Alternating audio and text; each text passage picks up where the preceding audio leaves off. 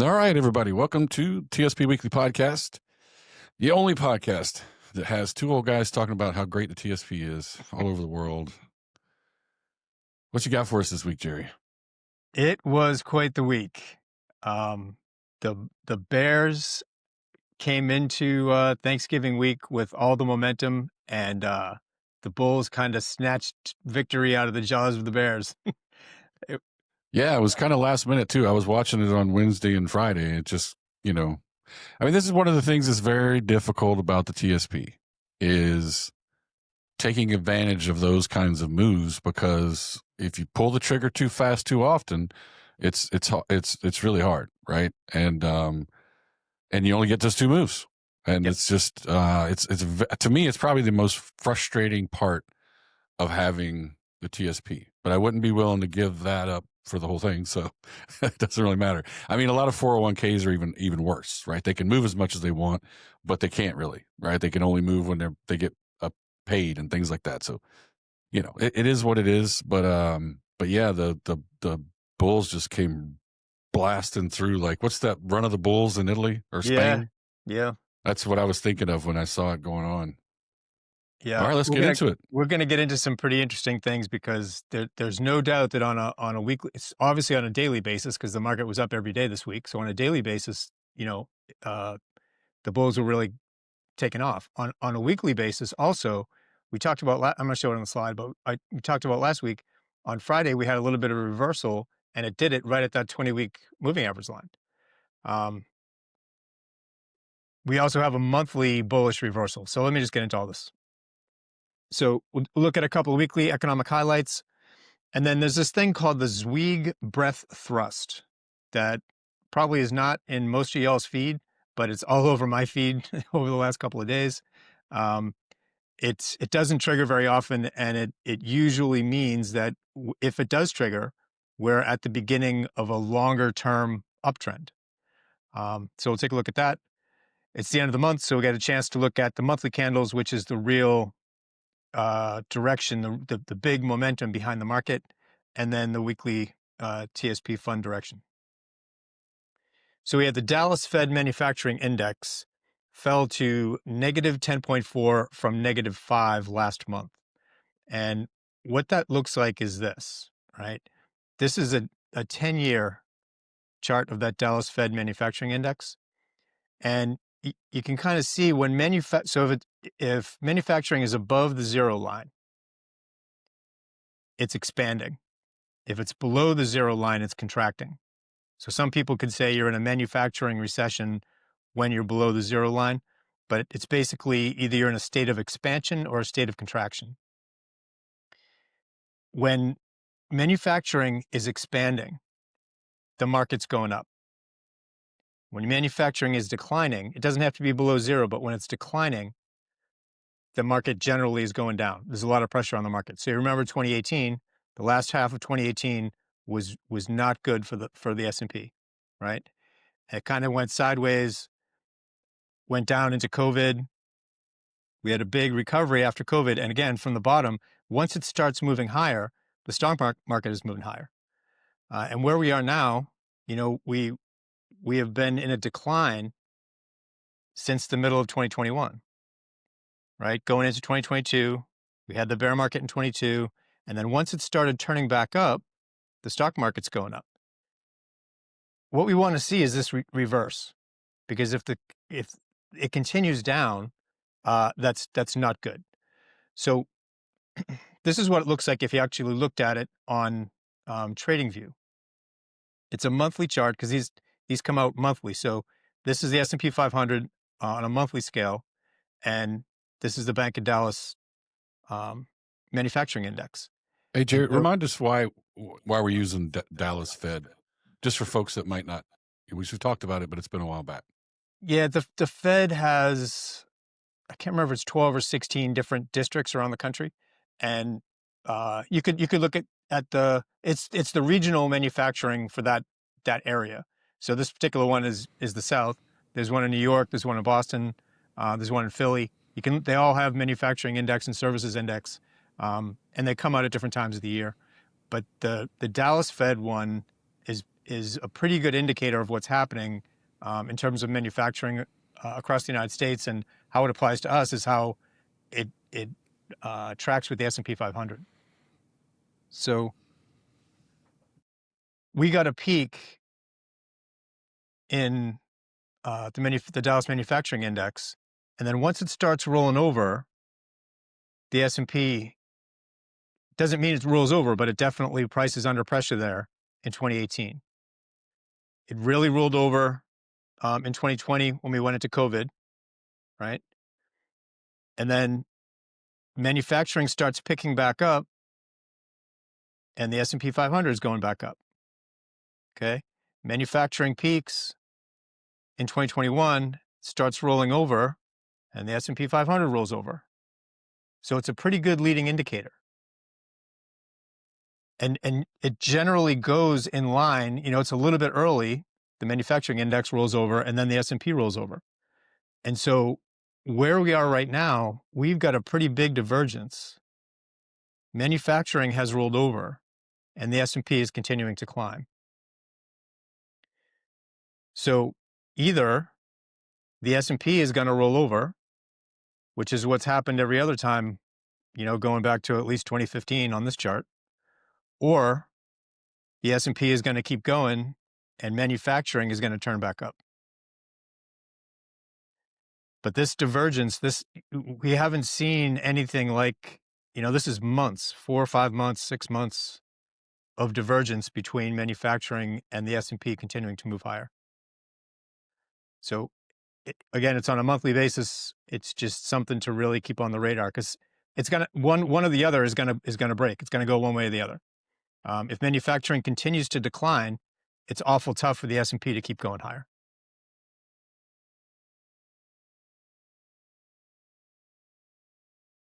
Okay, producer price index, right? That's the producer inflation, as opposed to the CPI, which is the consumer inflation number. So the producer price index jumped up 0.3% after being down 0.1% last month. So this is a pretty big jump from having been negative last month. Everybody was all excited about this, basically because if inflation is coming down from the producer perspective, that's good for the economy and the Fed can lower rates.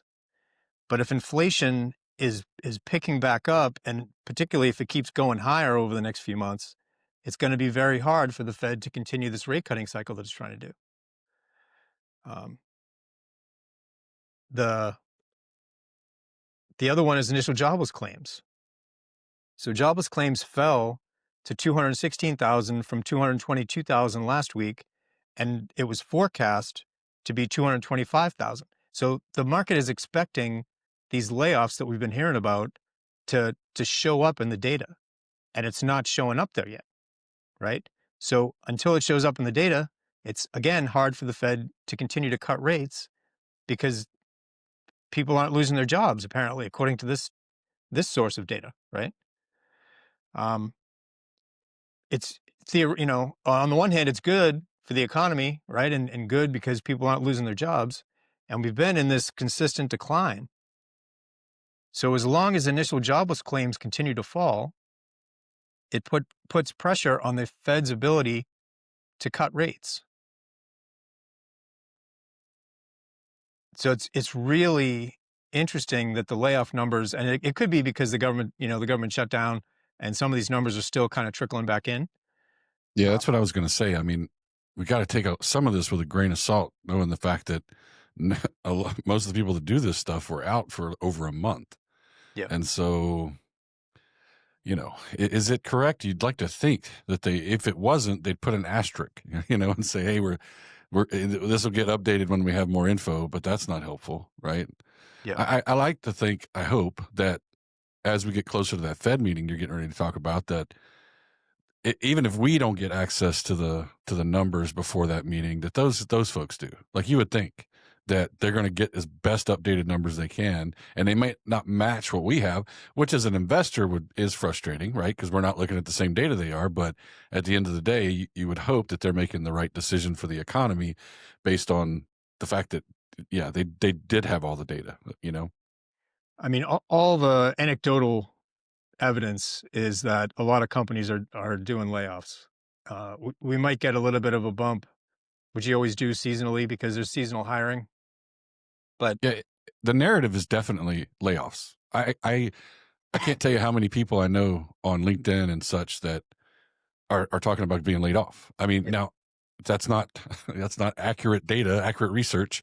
You know, it's just the narrative and it's my feed but there does seem to be an underlying, you know, kind of storyline that says that the layoffs are happening. And I mean, I know, you know, friends that work for Verizon and Amazon, they're all talking about this yep. thousands of people being laid off. So yeah, it's not showing up in the numbers quite the same though. Well, it can be. I mean, I don't know yet that AI is actually generating layoffs, but it's entirely possible that some of the layoffs continue, um, which is bad for the economy. It's a doom loop as far as I can see. But if layoffs continue, that actually is positive for productivity because you're doing the same amount of work with fewer people. So the stock prices should go up. In the short term, it's good, Yeah. and so you might see the S&P go up. In the long term, if you're laying people off, who's going to buy the products that you make? Yeah, it's tough, but I definitely, from all the things that I've been able to research, it's not AI taking anybody's job right now. It really has a lot more to do with um, big companies like Amazon and Meta, you know, and all Google, on and on and on.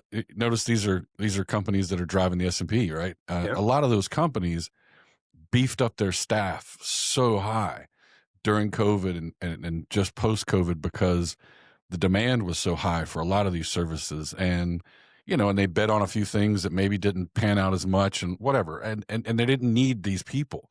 And so those people are getting laid off, you know, and if, yeah, but where do they go? That's a big question. And you're right.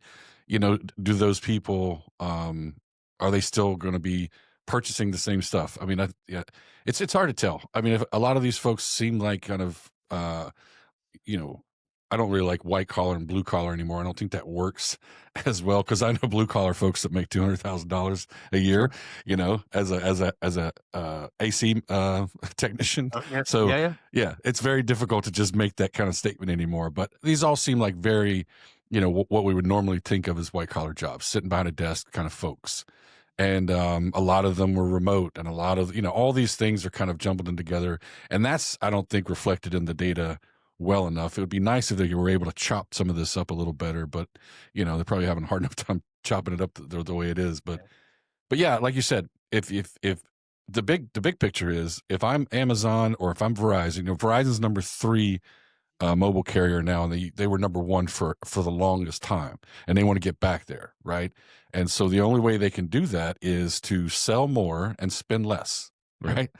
And spending less is on people. That's always what goes, right? People get laid off, and then, you know, they've got more cash because they're not paying all those salaries, and then that, I mean, that's just the way it works. But how does that get reflected in the stock market? As you pointed out, it should, you know, make you want to invest in that company because they're going to be more profitable Yep. because they cut expenses, right? Yep.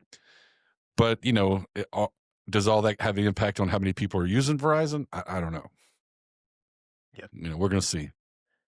Yeah. 26 is going to be an interesting year. There's no doubt about that. And it's going to kind of kick off here on December 10th with the Fed meeting. I think I don't know off the top of my head what the latest poly markets betting site is for a rate cut in on December 10th, but it's pretty high. I mean, everybody's expecting the Fed to cut again. Um, and manufacturing, if it's declining, that's a positive for the Fed in terms of cutting rates. If unemployment, if the initial jobless claims are falling, that's a negative for the Fed in terms of cutting rates. Um, so there's always positives and negatives until there's a lot of negatives, and the Fed does start cutting rates, which I expect does happen here, probably early in 26. Yeah, right now it's at like an 88%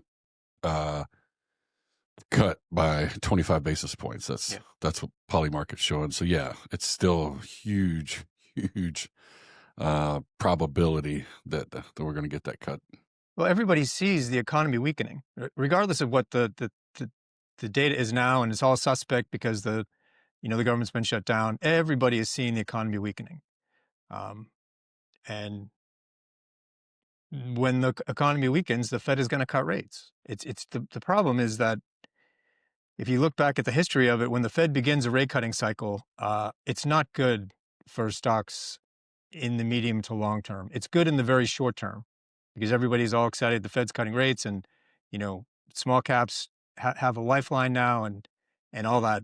But in the big scheme of things, if you look at it, when the Fed starts cutting rates because the economy is collapsing, the stock market is right behind it. So, but for right now, we are in kind of the sweet spot where stocks go up when rates are being cut. So let's go to this thing called the Zweig Breadth Thrust. There are a lot of really good analysts out there that create these different kinds of tools, and Zweig has been around for a long time. He's still around. This is a relatively recent indicator that he came up with. And sort of the layman's take of it is the Zweig Breadth Thrust is about to trigger. It didn't trigger this week, but we're going to look at a chart. It's really close to triggering. So it doesn't happen very often. And it basically means when you're in an environment where nobody's buying and you flip to an environment where everybody's buying in a really short amount of time. Usually it marks the beginning of a real trend rather than a short bounce. So the perfect example was the last time it triggered was pretty close to that April low, and it ended up obviously being the start of a huge move higher. Every time, going back to the 1950s, that we had a trigger, it led to higher levels on the S&P 500 at least 1 year later, okay? So the Zweig Breadth Thrust indicator is currently at 0.597. So it needs to go from 0.4 to 0.615. Okay, and it has to do it in 10 trading days when the exponential moving average moves from 0.4 to 0.615. That's the trigger. What it's telling you is, if we look at this first example right here in 2023, we were way down below that 0.4 level, and it came screaming back up really fast. Okay, so nobody wanted to buy stocks down here, and everybody wanted to buy it here, and it flipped within 10 trading days. So the next example is the same thing. It's down here below that 0.4 level and came straight up. Did the same thing in April right here. And then the question is, are we going to get that trigger above that 0.615 level over the next couple of days? If it triggers by December 5th, then it will be a positive trigger for that indicator. And, generally, almost always, it has been the beginning of a new bull run for the S&P 500. You can see from this chart, though, and we're going to get to the counter argument to this here in a second, but when this triggered here, it was after this consolidation, which, was a pretty long consolidation, right? It was several months in 2023. This one was after this long consolidation. This one was after the April correction that we had. This one, if it happens, is happening within a couple of % of the all-time high. So the triggers usually happen after a substantial correction. They don't tend to happen at a market top. The environment is much different at a market top than it is after a correction. And so this is kind of the counter argument, right? The Zweig thrust works best when liquidity is expanding, credit is easing, right? All that means liquidity expanding and credit easing is the Fed helping the market move higher. When we have a big correction, that's what tends to happen. The Fed comes in, starts lowering rates. after 2008 is a good example. After 2022 is a good example. The Fed comes in, does some kind of quantitative easing, and puts liquidity back into the system and gets the market rallying again. That happens after a major correction. Right now, we have the opposite. Liquidity is still, rolling over. Credit is tightening. Yields are pushing back up, and the weekly, monthly trend signals on the S&P haven't flipped. So holiday volume can distort breadth and makes these spikes look stronger than they really are. We've seen that all year. So the indicator might fire, right? It might trigger, but nothing about the big picture says a new bull leg. It still looks like a lower high forming inside a bearish structure. And he's talking about the structure of the S&P 500, the price chart. So what he's basically saying here is the problem is that the trigger is happening at a market top and not after a significant correction.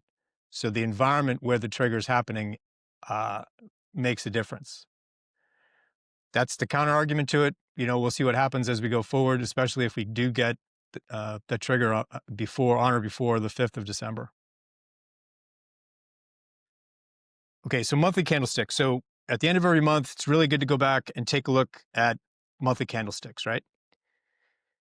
This is kind of zoomed in because we're only going back to the top in 2022, and it's a monthly chart, so you don't get that many candles here, but there's a couple of important ones that I wanted to point out. So this April of this year, okay, it's what's called a hammer. It's extremely bullish. We had a pretty good correction. This was a 20% correction, actually, going into that. Actually, it was 20% down to the low.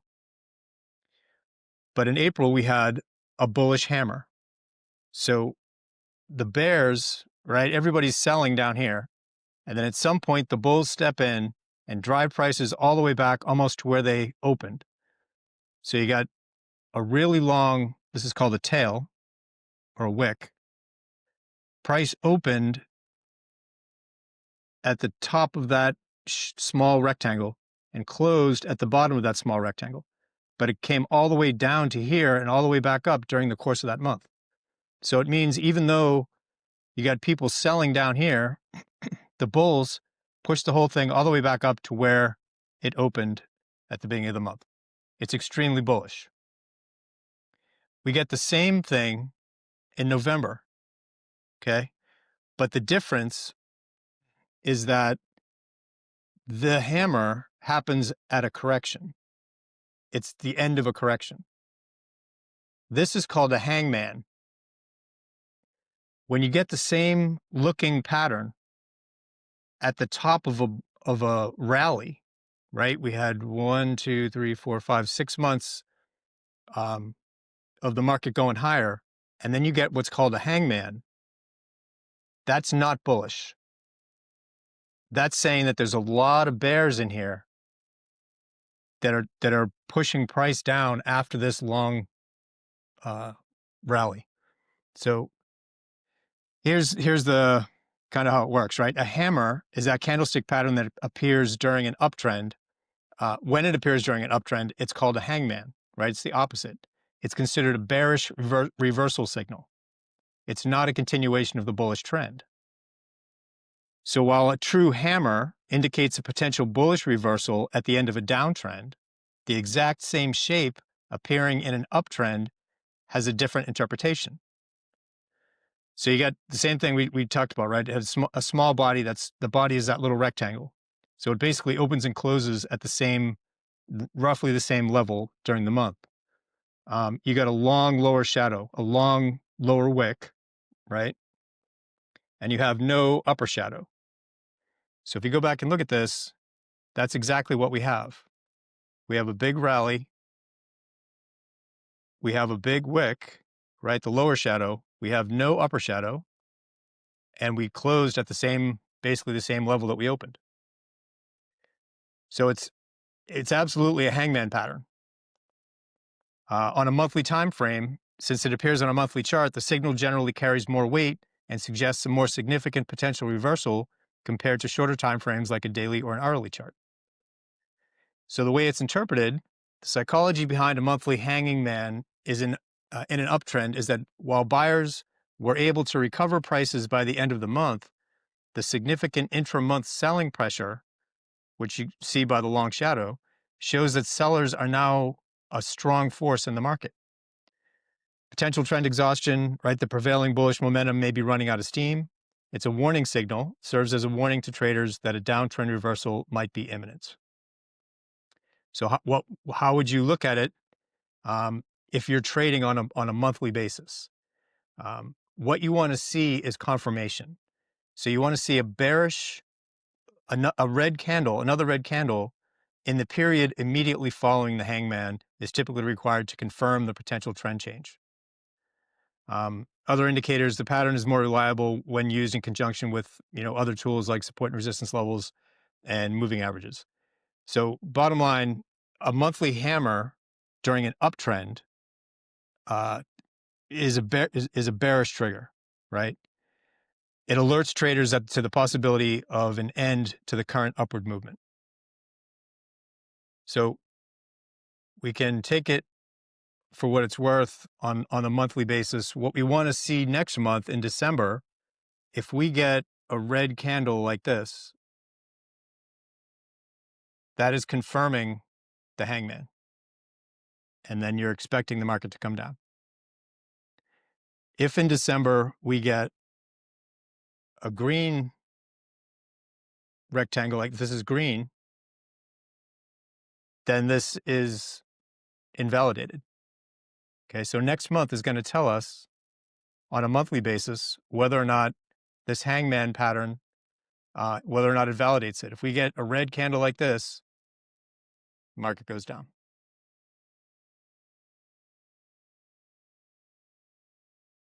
Okay. So this is the monthly of the S fund.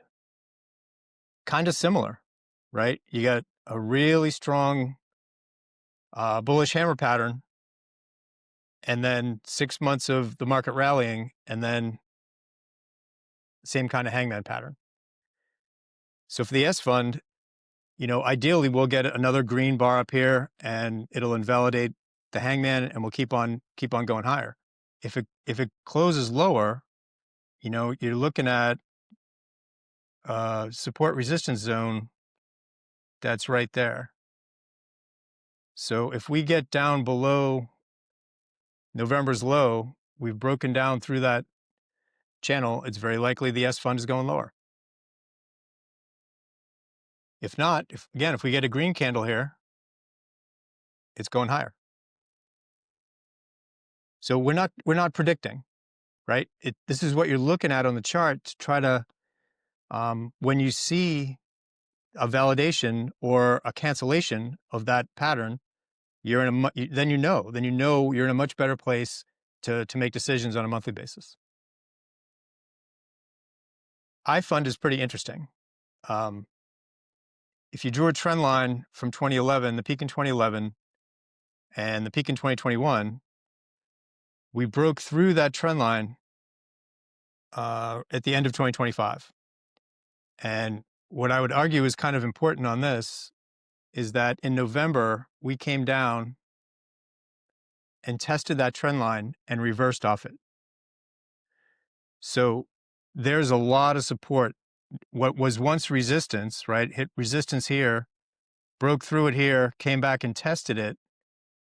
That's a really bullish sign, right? It came back and tested it, was not able to get below it, certainly didn't close below it. The bulls came back in and drove price back up to where it opened. So all we need to see, really on the iFund is one more green candle, and this support is validated, and the iFund should continue higher. F fund, not a whole lot of help. I've drawn this dotted line in at 100. It's been there for a long time. This is the beginning of the F fund right here.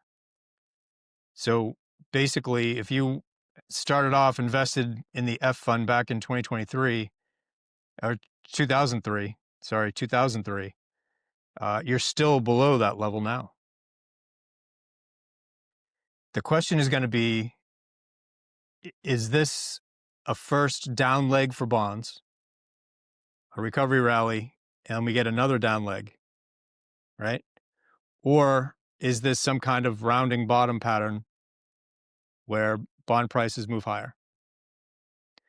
So if rates come down, when the yield on the bond goes down, the price of the bond goes up. So the Fed has been trying to push rates down since September, and they haven't moved. The bond yield is basically exactly the same as where it was in September when the Fed cut rates in September. So for anybody who's looking at the F fund as an alternative to the stock funds right now, it's a big question mark. If we were able to get above 102, especially if we like spiked up there, then yeah, the F fund is probably moving higher. That probably means the stock funds are collapsing. So we're definitely watching for that. On the other hand, we could have bonds roll over from there because this looks like a really good consolidation pattern for the next move lower. But it's got to break out one way or the other. All right. So TSP fund direction back to kind of a weekly chart instead of a monthly, big picture look at things. This is a weekly chart of the C fund. This is a 20-week moving average line in blue. And you can see all throughout 2024, when we came down, we got below that line here, but by the end of the month, we got back above it, right? So by the end of the week, we got back above it. So we did find support there, support until it finally broke here in March. And then we had that decline. So this was the first retest of that 20-week moving average line. And support so far has held. And this was a big up week. So on a weekly basis, you got positive support there at that 20-week moving average line and a follow-through recovery week this week. So much like it is a lot of the times, you have to know what time frame you're looking at. There's definitely some concern on the monthly chart with that hangman pattern, and we have to see how that gets resolved by the close of December. But on a weekly basis, we got support last week at that 20-week moving average line on the first retest of it since we got back above it back there in end of April this year. So from a weekly perspective, once we get back above, the prior high, there's no reason to expect anything other than the market keeps going higher. Okay. A lot of stuff to think about. As you guys know, as you guys have seen, we kind of try to zoom in and zoom out, and we recommend you guys do the same thing, right? Don't just look at the daily charts. Take a look at the weekly. Every once in a while, take a look at the monthly, and it gives you a better sense of the direction of everything. If you get locked into the daily ups and downs, you're going to get really confused, first of all, and you're not going to be very effective in managing your account. So if you guys like what you see, check out our website. If you like the show, make sure to share it with your friends. And we hope you guys had a really good Thanksgiving weekend. If you celebrate Thanksgiving and holiday season's here, it's getting cold. A lot of things going on. I'm sure we'll be talking about the Santa Claus rally soon. Oh, yeah. Everybody's hoping for one of those. And got anything else for us, Jerry? No, it is. It's going to be interesting to see. I'm on the edge of my seat here waiting to see how Black Friday and Cyber Monday turn out. Yeah, I think they've extended Black Friday for like a week before, and now Cyber Monday goes a week after. So it's more like 2 weeks of this. My crazy one of my crazy daughters decided to go to one of the largest malls in Northern Virginia, Tyson's, yesterday during Black Friday. It was a horrible, horrible idea. I didn't go, obviously, but yeah, it was madness, she said. And so that's good. That's good intel. Yeah, that's what I was saying. I was like, well, it's not a bad thing, for the economy. Everybody's out spending money. And, of course, it's a pretty affluent part of Northern Virginia, so that might be very representative of the rest of the country. But anyway, seems very busy. Again, hope you guys are doing well out there, and we will see you next week. Later.